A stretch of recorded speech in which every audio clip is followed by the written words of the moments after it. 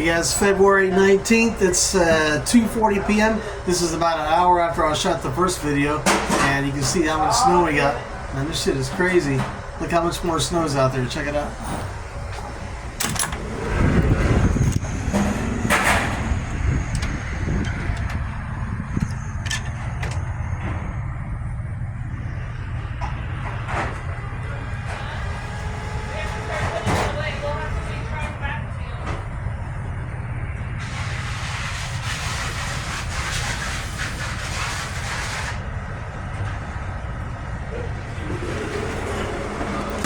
Temperature's only about 28 degrees, so all this is gonna freeze over tonight. So y'all need to stay in the house, man. Stay in the crib and chill.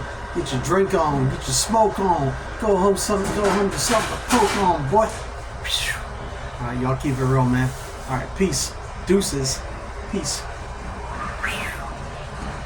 deuces. Y'all be safe out there, man. And again, stay off the freaking roads, man. It's not worth it. You might get in a freaking accident, hurt yourself, or hurt somebody else. Keep your ass in the crib, man.